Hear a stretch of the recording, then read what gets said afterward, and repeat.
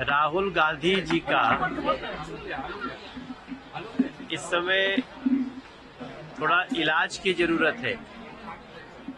उनका mental health checkup होना चाहिए। सबसे जो चिंता की बात है कि आप दुनिया भर का जात जानना चाहते हैं और अपना जाति नहीं बताना चाहते हैं, ऐसा क्यों? वो कहते, उनसे जब पूछा गया कि आपकी जाति क्या है, तो उन्होंने कहा कि इन्होंने मुझे गाली दिया।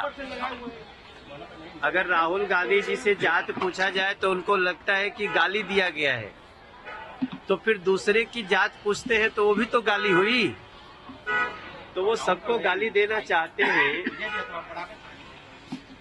और अपने को उससे बचाना चाहते हैं। तो मैं समझता हूँ ऐसे व्यक्ति का मेंटल हेल्थ चेकअप होना चाहिए। ये देश अपनी प्रतिभाओं से जिसको जो आगे बढ़ना होता है बढ़ता है, और इस देश के हर बच्चे में प्रतिभा है।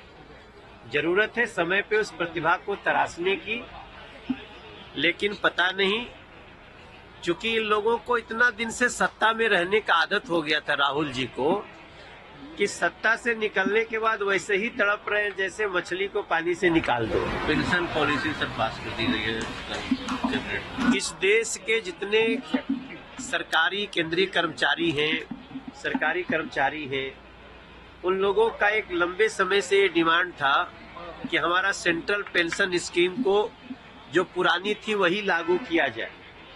और आप सबको जानते हुए बड़ी खुशी की बात है कि 2 दिन पहले सेंट्रल पेंशन स्कीम को नरेंद्र मोदी जी की सरकार, उन्होंने इसको मंजूरी दे दी है। अभी हम और ललन सिंह जी साथ में ही आए फ्लाइट से, वो भी बहुत प्रसन्नता व्यक्त कर रहे थे।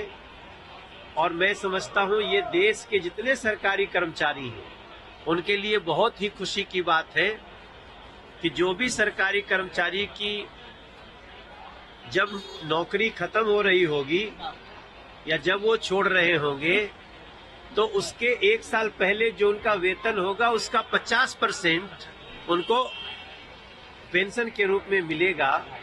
और ये मुझे लगता है देश के लगभग 10 करोड़ लोगों के लिए, 10 करोड़ परिवारों के लिए एक बहुत बड़ा समाचार है। नरेंद्र मोदी जी को धन्यवाद। राहुल की सरकार है, उसके बावजूद भी बिहार में विकास नहीं हुआ है। सभी मामलों में बिहार पिछड़ रहा है। बेरोजगारी, महंगाई और भी कई सारे मामलों को उठा रहे हैं। देखिए, वो तो खुद भी रहे।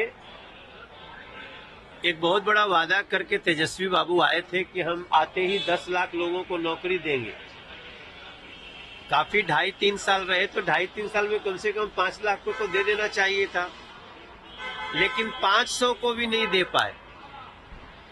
तो तेजस्वी बाबू को मैं इतने कहना चाहूंगा, देखिए, हम ये नहीं कह रहे हैं कि बिहार के हर एस्पिरेशन को हमने पूरा कर दिया है, लेकिन बिहार बहुत तेजी से विकसित राह पे चल रहा है। और बिहार को इस बजट में 26,000 करोड़ रुपया दिया गया है।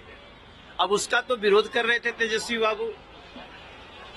आप अगर विपक्ष में हो के भी बिहार के समर्थक हैं, तो बिहार में जो इस बजट में स्पेशल दिया गया है, टोटल देखेंगे तो करीब 48,000 करोड़ का इसी बजट में है। लेकिन उसकी तारीफ करने की बजाय तेजस्वी बाबू को आदत पड़ गई है केवल विरोध करना है।